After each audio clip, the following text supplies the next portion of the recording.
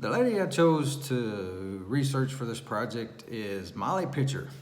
And during my research, I discovered that Molly Pitcher is not a single person, but basically is just a historical composite, like a hero inspired by the actions of several different women. Molly, the name Molly, was kind of like the later name G.I. Joe or Rosie the Riveter from those World War II propaganda posters. Molly was a common slang term for the female camp followers. And as you probably know, the camp followers were the people who followed the soldiers around and would camp outside of the soldiers' camps.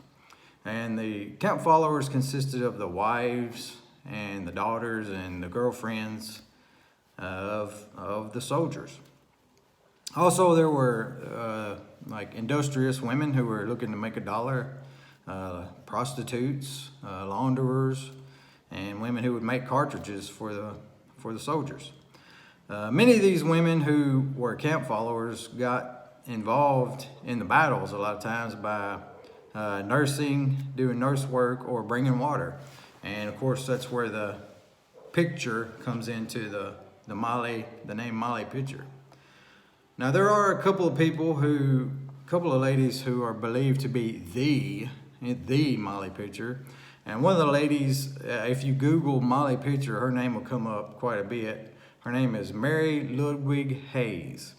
And Miss Hayes was born on October the 13th in 1754. She married a fellow by the name of William Hayes.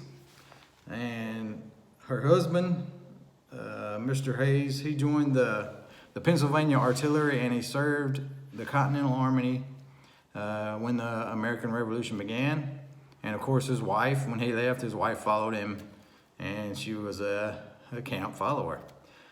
Many of the men this is according to the Museum for Women's History, quote from them. It says, many of the men who knew Mary often described her as a 22-year-old illiterate pregnant woman who smoked and chewed tobacco and swore as well as any of the male soldiers.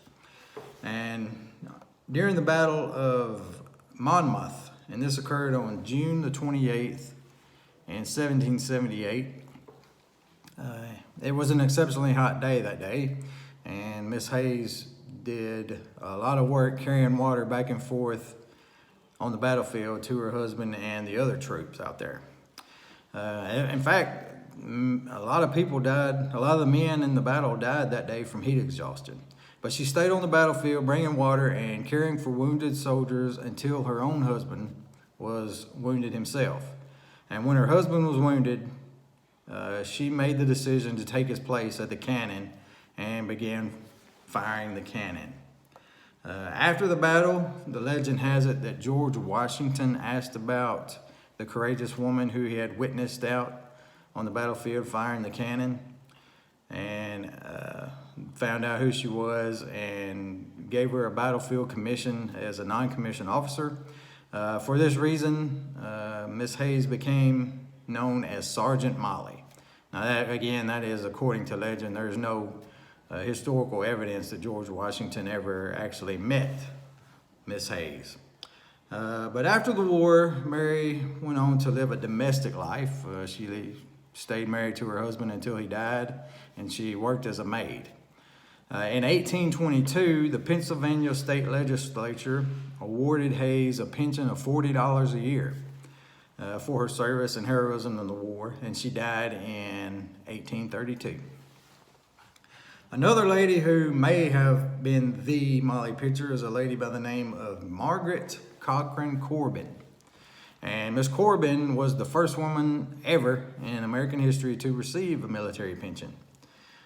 She was also, like Mary Hayes, she was a camp follower, and her husband's name was John, and he also served in the Pennsylvania military.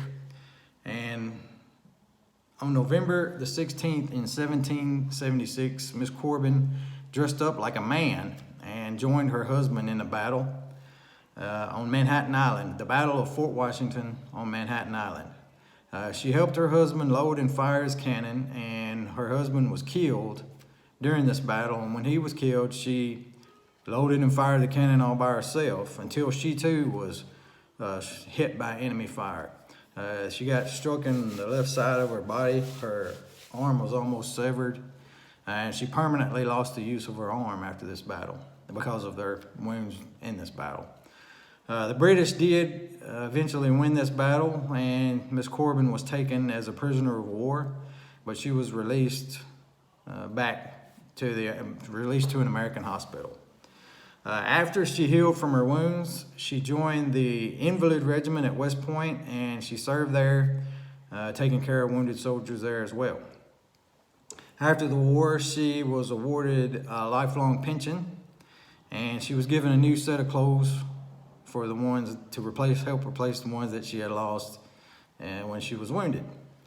You can see that these two ladies that we just read about just a little bit were some pretty hardcore ladies, and I'd be willing to bet that there were probably, many other ladies that fought in the Revolutionary War who were maybe pretty similar to these ladies, and these are the women after whom Molly Pitcher is named. Thank you.